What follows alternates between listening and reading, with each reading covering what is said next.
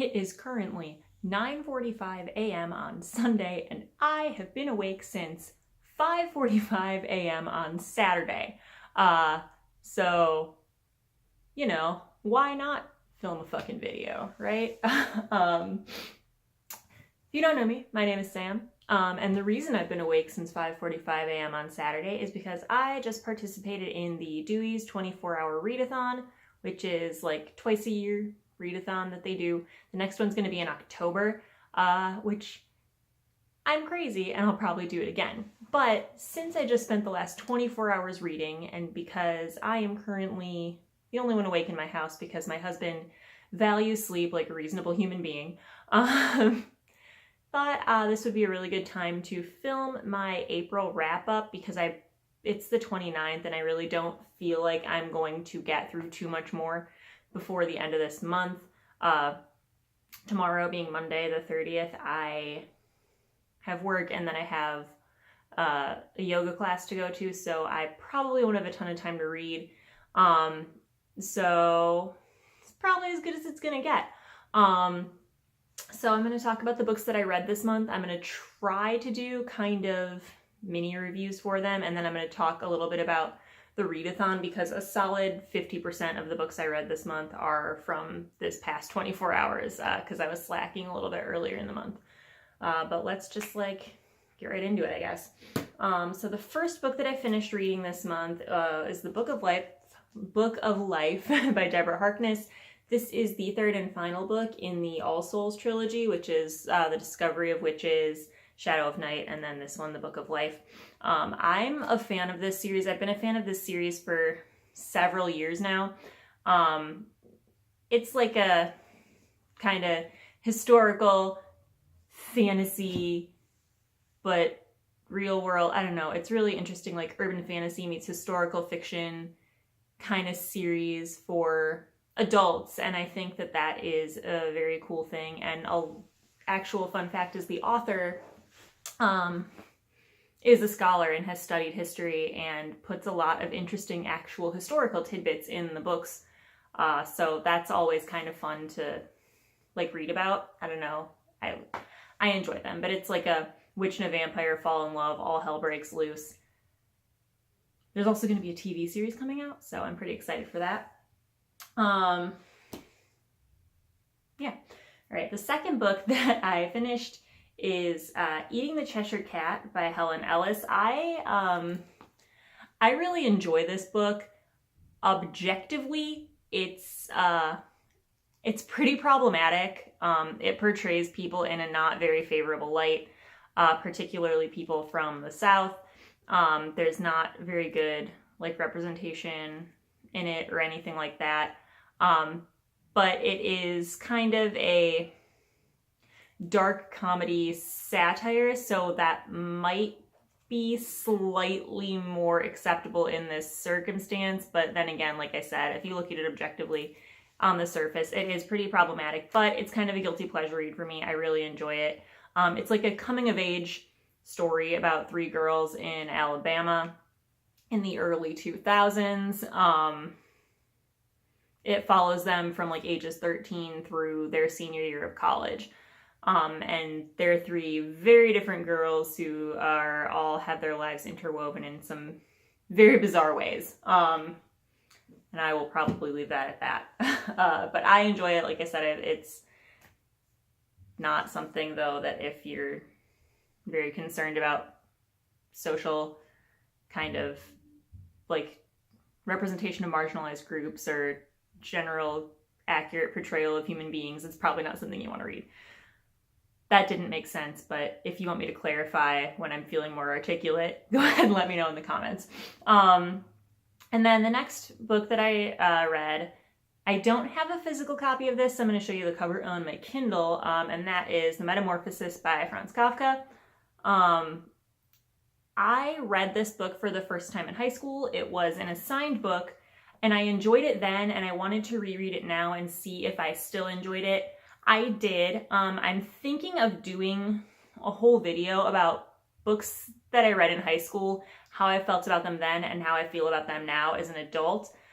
So I'm not going to go into too much detail about this, but it's a novella.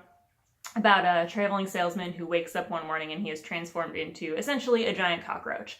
And it's about like how his family and society and he kind of reacts to those changes. And it's pretty interesting.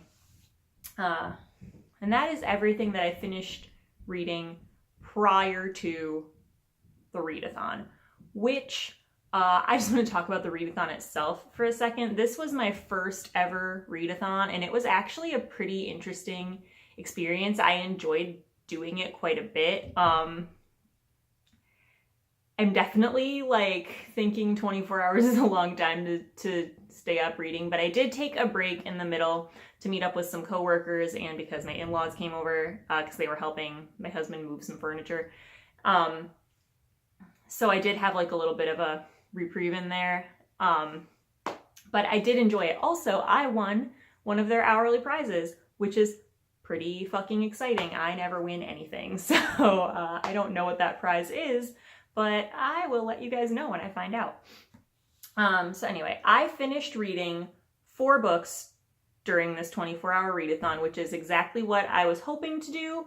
I finished the book that I was currently reading, which is Flowers in the Attic by V.C. Andrews. I still don't know where the fuck I put the dust jacket. Sorry about it.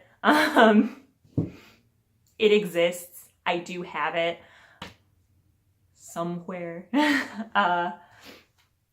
And that book is honestly a wild fucking ride. It is a gothic family drama that takes place, I believe in the 60s, and it is like very creepy and very weird. If you're not familiar, it is about a family as a mother and father, and they have 4 children, like an older boy and a girl, and then they have twins that are also a boy and a girl. And the father dies, and then the mother is like, oh, I can't afford to support you on my own. I don't have like work skills, whatever. So we're gonna go move in with my parents, but they don't know about you, and I can't like let my dad know about you until he forgives me for something horrible I did when I was 18. And the horrible thing she did when she was 18 was to marry her father's half-brother.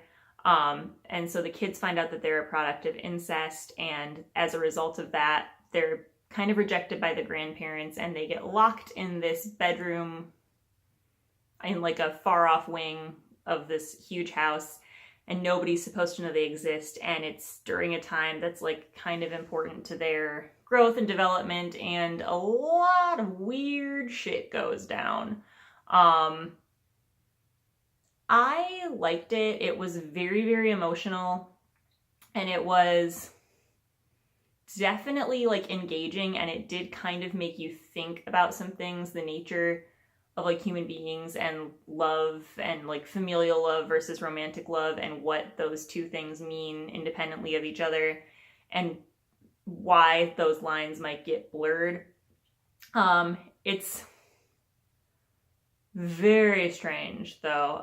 If you're not prepared for kind of some fucking shenanigans that are potentially uncomfortable, you don't want to read that. It's like not like a fun beach read, but it is entertaining and emotional, and I did really, really enjoy it. I gave it 4 stars. The next one that I read during the readathon was Paper Girls Volume 4 by Brian K. Vaughan with artwork by Cliff Zhang.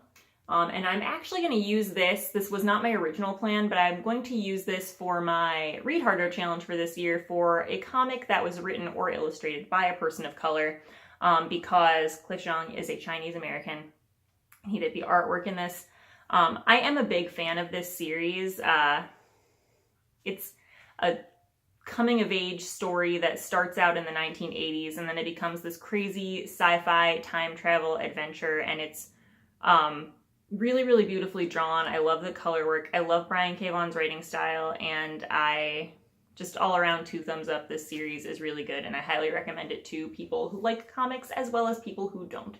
But I have talked about those in my last video, so I don't need to go into it more. The next book that I read is How to Bake a Perfect Life, which is by Barbara O'Neill.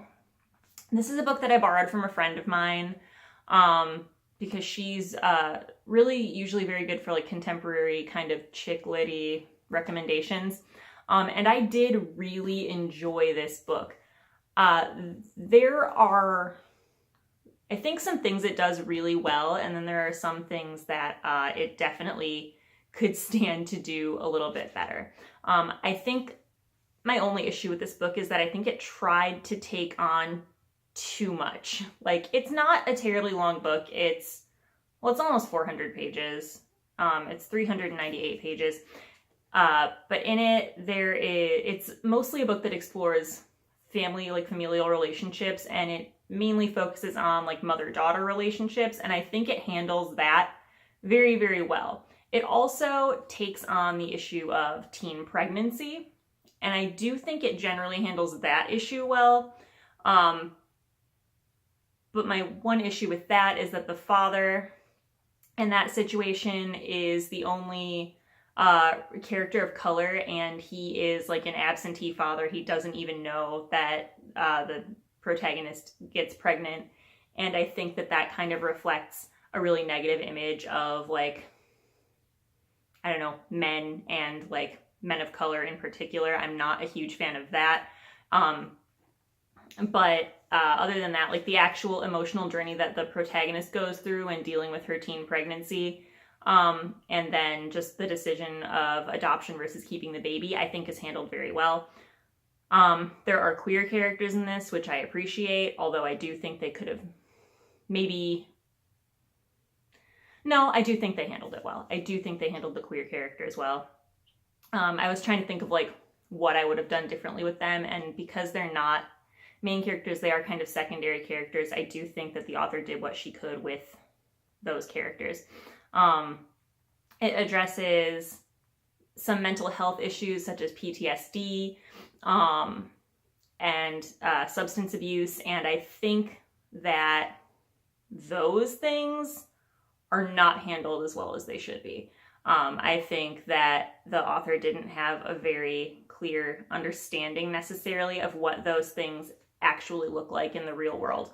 And I just think it was trying to deal with like too many heavy issues all in one go. And because the couple of things that they did, like she did very well. And the couple of things that she tried to do in addition to that were just a little bit lackluster. And I think just for a 400-page contemporary book, it was a little bit, got a little bit too big for its britches, I guess. But I did really enjoy it. And like I said, the things that the author did well, I think she did very well. So it might be worth checking out. But there is some kind of uncomfortable stuff. Like I said, there's some mention of like mental illness, teen pregnancy, suicide, substance abuse, and an unhealthy reflection of like an interracial relationship. So, you know, trigger warning and such. All right, and then the last book that I read during the 24-hour readathon is a poetry book, Dark Sparkler by Amber Tamblyn.